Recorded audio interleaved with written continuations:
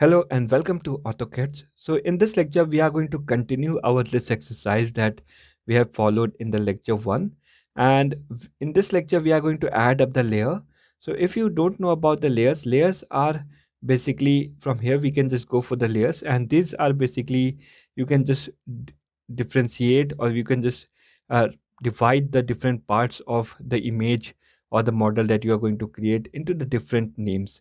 So over here you can see that we are going to use the hatches. So we have used the hatches, we have used the center lines, we are going to use the dimension to represent all the dimensions in the later lecture. So right now we have to create all those layers. So to create the layer, we are going to click on this layer property. And from here you can see that right now it's the first layer, which is the color white. Since we are using the sketch, so by default there will be one layer that is present. Click on this new layer, and from here we can just create a new layer. Let's just create it for center line. So in this layer we are going to add up all the center lines that we have used in this design, and let's just change its color to be red. And from here we are going to make it as just load it a new line and just make it as center line. Just apply a center line over here. So with the help of this we can just change the line type to center line. You can see that it has been center lined now.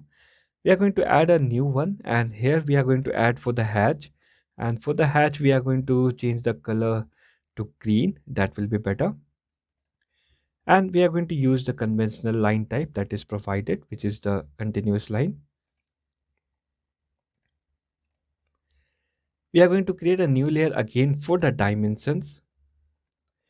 So whatever the dimension that we are going to add, we are going to add up in this layer. So just click on it and we are going to make it as yellow color. And now you can see that we have created the layers. So if I'm going to cross this one and if I'm going to click on this option, you can see that the list of all layers is present over here. Now it's time to divide it into the different layer. So let's say that we are going to make this one as center lines. Let's just increase this lines value. Center lines does not contains any particular length. It should be such that it will going to be extended from the figure.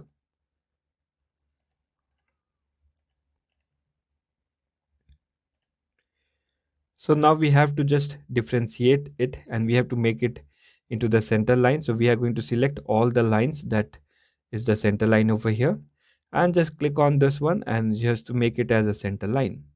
So now you can see that the moment I have made it as a center line, you can see that its color has been changed as well as its line type is also changed.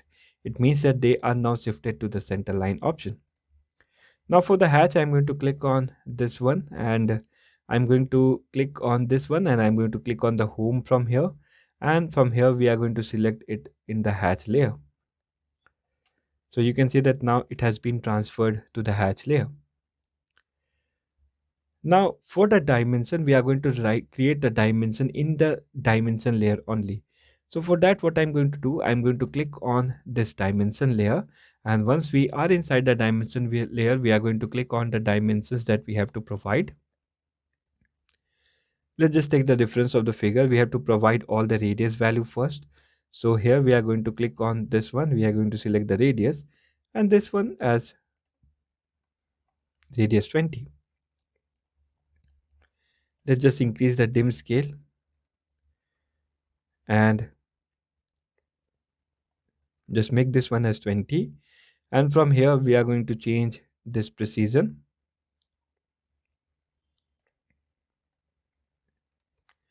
Just modify it to the precision of 0.0.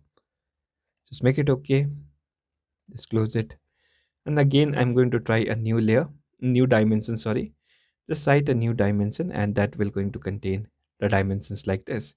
So this is 20.0. Then we have to make all the dimensions over here, like just go for the diameter. Just select this one to provide the diameter as 80. Just provide this inside one as 28 and 38 as the diameter only. So all the diameters are provided. Just go for it. Just provide it as 38. Just provide it again. Just go for it. Just provide it as 28. Just again go for it. And for the center line, we have to just go for the linear value. just provide from this point to this point.